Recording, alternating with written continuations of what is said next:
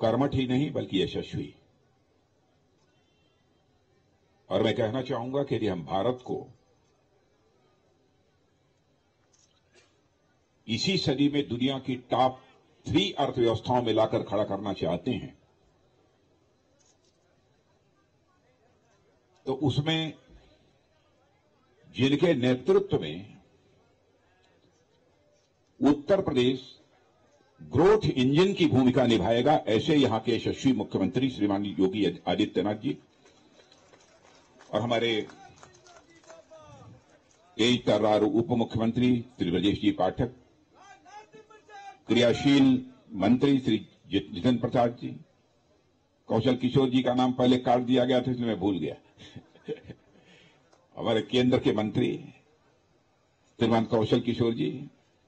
श्री ब्रजेश सिंह जी, श्री मुकेश जी शर्मा, श्री आशुतोष जी टंडन, श्री नीरज बोरा, श्री राजेश्वर सिंह जी यहाँ के क्षेत्रीय विधायक, श्री योगेश जी शुक्ला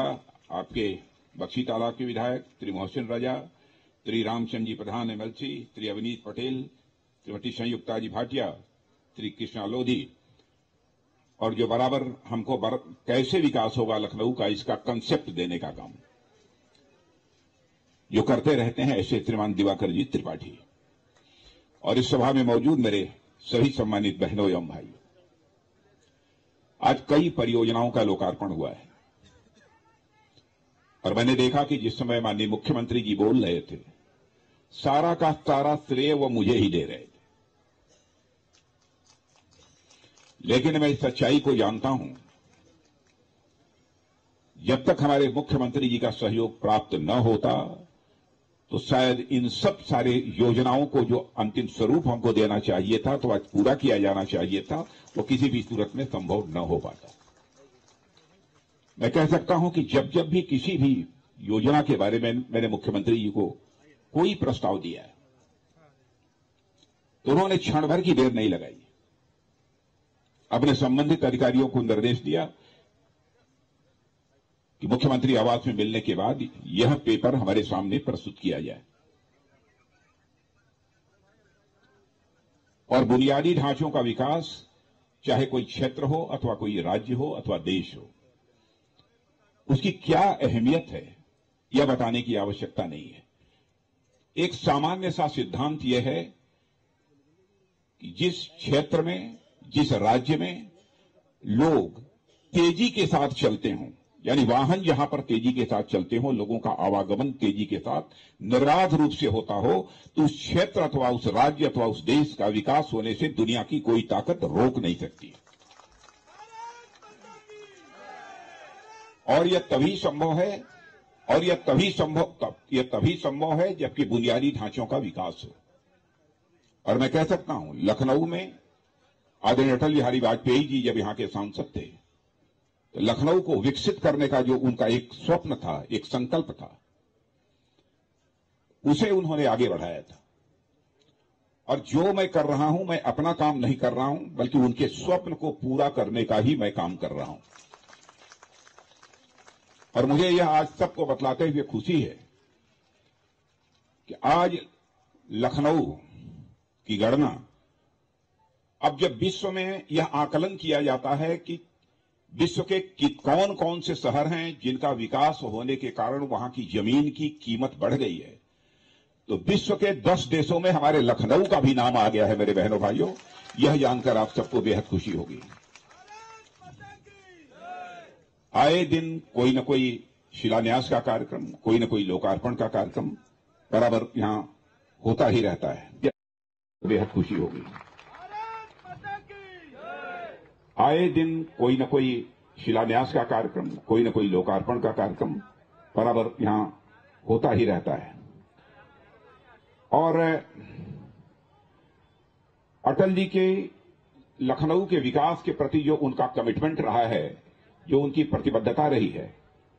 बहुत उनके नजदीक होने के कारण मैं अच्छी तरह परिचित हूं। मुझे याद है कि ये जो शहीद पथ बना, उस समय मैं केंद्र सरकार में भूतल परिवहन मंत्री था, सरफेस ट्रांसपोर्ट मिनिस्टर था। 7 दिन पहले उन्होंने मुझे टेलीफोन किया। उन्होंने कहा कि मंत्री जी, अब वो राजनाथ सिंह कह सकते थे, मुझे प्रधानमंत्री थे, मंत्री जी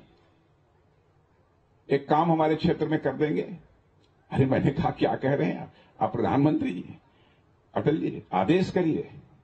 उन्होंने कहा मैं 7 दिन के बाद वहां जा रहा हूं, एक शहीद पथ लखनऊ से चारों तरफ बनना है, क्योंकि लखनऊ में अब ट्रैफिक जाम की समस्या बढ़ती जा रही है, क्या इसका शिलान्यास हो सकता है? तो मैंने कहा निश्चित रूप से होगा, और वो हुआ, और 7 दिन के बाद उसका शिलान्यास हो गया और वह शहीद पथ बन गया। आप लोगों ने देखा होगा, शायद वह शहीद पथ न रहा होता तो आज लखनऊ की क्या हालत होती, ट्रैफिक जाम की कितनी गंभीर समस्या होती। और उसी सोच का सहारा लेकर जब मैं यहां का सांसद बना तो मैंने सोचा कि अब तो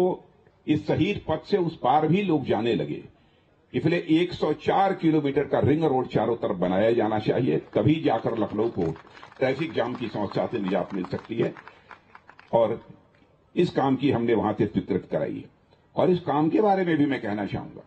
कि हमारे मुख्यमंत्री आदरणीय योगी आदित्यनाथ जी ने भरपूर सहयोग दिया। जब जब कहीं पर कोई संकट पैदा हुआ है, अपने अधिकारियों को, एक बार तो उन्होंने रात को 12 बजे 1 बजे अपने अधिकारियों को निर्देश दिया कि बैठकर इस जो हमारा ये रिंग रोड 104 किलोमीटर का बन रहा है, कहां अवरोध आ रहा है, इसकी समीक्षा की जानी चाहिए। कुछ व्यवधान इसमें बीच में पैदा हुए थे, लेकिन वो सब सारे व्यवधान अब दूर हुए हैं। और लखनऊ के साथ साथ पूरे उत्तर प्रदेश में जिस तरीके से हाईवेज, रेलवेज, इन सब चीजों का डेवलपमेंट तेजी के साथ हुआ है, उसके संबंध में जितना भी कुछ कहा जाए वह कम है। मैं यह महसूस करता हूं कि अब लखनऊ नहीं, उत्तर प्रदेश के कार्यालयों में भी कामकाज जो करने वाले लोग हैं, उनके माइंडसेट में भी बदलाव आया है। बिजनेस फ्रेंडली माइंडसेट बन गया है। पहले लोग जाते थे कार्यालयों में, यदि किसी काम के लिए अथवा कोई क्लियरेंस लेना होता है तो तरह तरह की बाधाओं का सामना करना पड़ता था, मुसीबतों का सामना करना पड़ता था। मैं इसका श्रेय देना चाहता हूं अपने माननीय मुख्यमंत्री जी को। उन्होंने एक ऐसा माहौल बनाया है कि बिजनेस फ्रेंडली माइंडसेट डेवलप हुआ है हमारे लखनऊ के अंदर। और जब भी मैं उद्योग जगत से जुड़े हुए लोगों से मिलता हूं